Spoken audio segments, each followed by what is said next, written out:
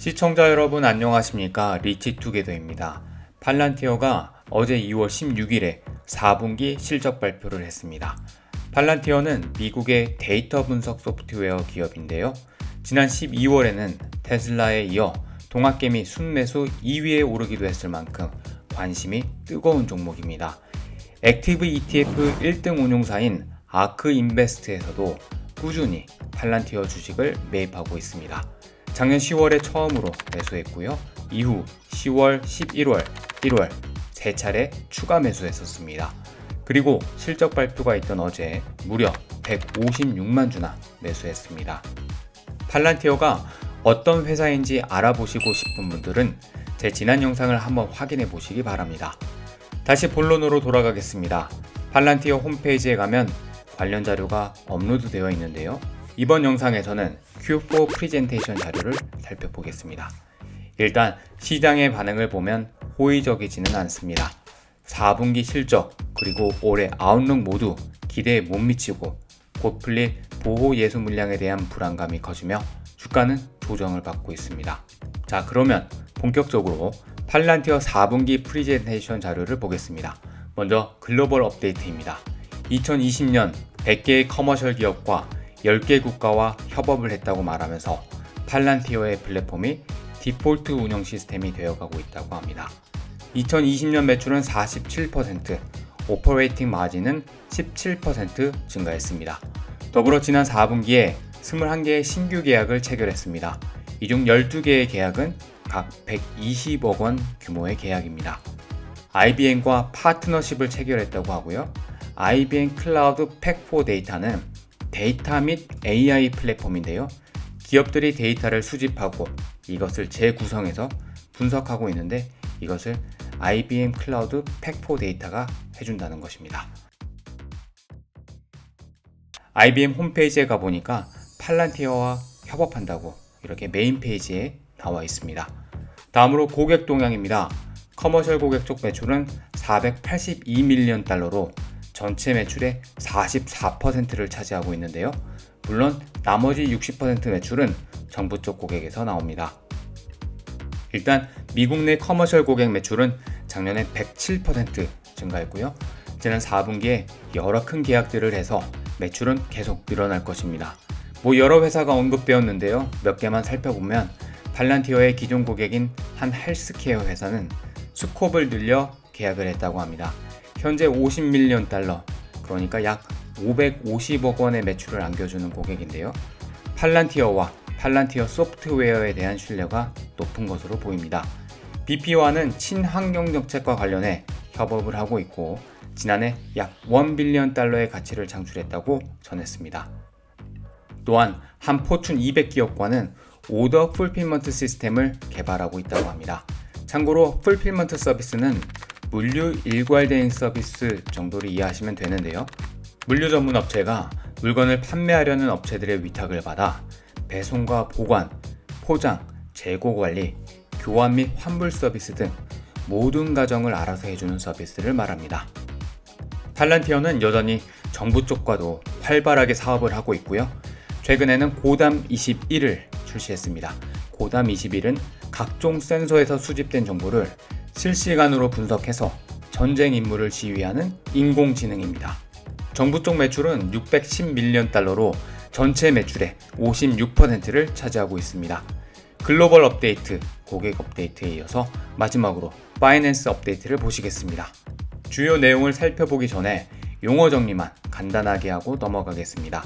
손익계산서를 보면 매출액부터 당기 순이익까지 나오는데요. 팔란티어나 NC소프트 같은 회사는 연구개발비가 높은 비중을 차지하는데요.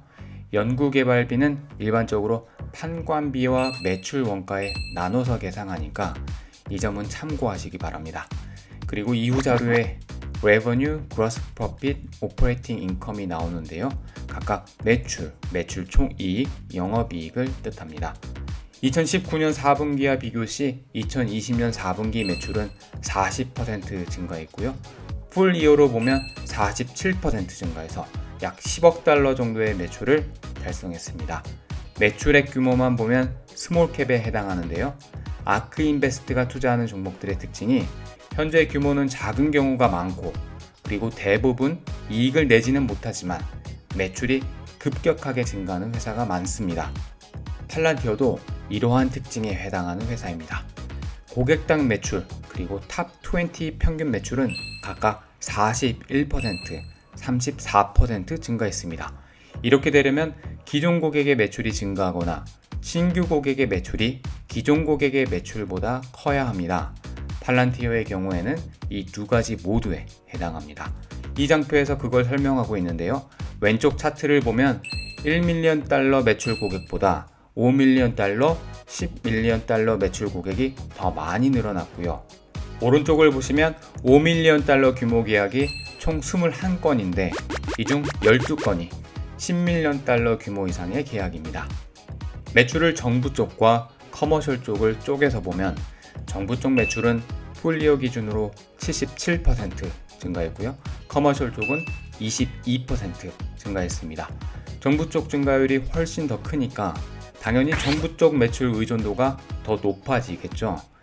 2019년 46.5%에서 2020년에는 55.8%로 증가했습니다. 제가 기억하기로는 팔란티어가 그간 커머셜 쪽 비중이 높아지고 있는 것을 꽤 강조했던 것 같은데요. 작년 한 해를 통틀어서 보면 오히려 정부 쪽 비중이 더 높아졌습니다. 자, 공헌이익 얘기가 또 나옵니다.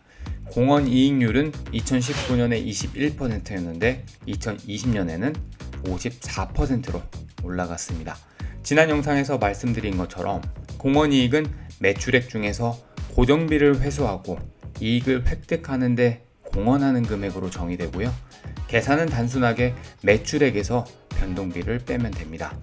공헌이익이 이해하기가 쉽고 굉장히 그럴듯해 보이지만 사실 실무에서 많이 쓰는 개념은 아닙니다.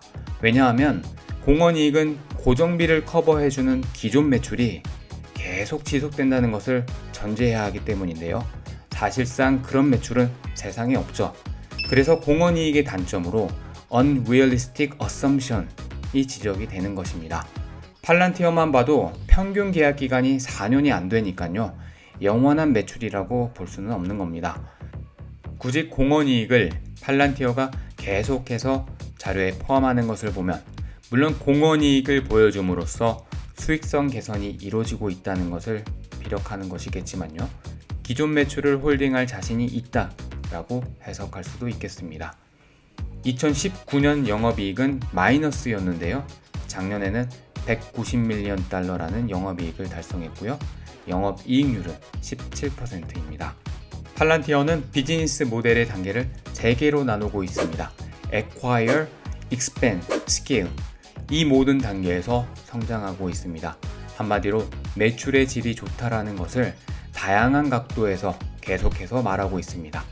신규 고객 매출은 경영진이 항상 주목하고 반기는 지표인데요. 팔란티어는 신규 고객으로부터 발생한 매출이 2019년 12밀리언 달러에서 2020년 42밀리언 달러로 증가했습니다. 마지막으로 아웃룩, 향후 전망을 보시겠습니다. 올 2021년 매출은 약 30% 이상 성장할 것이다 라고 보고 있습니다.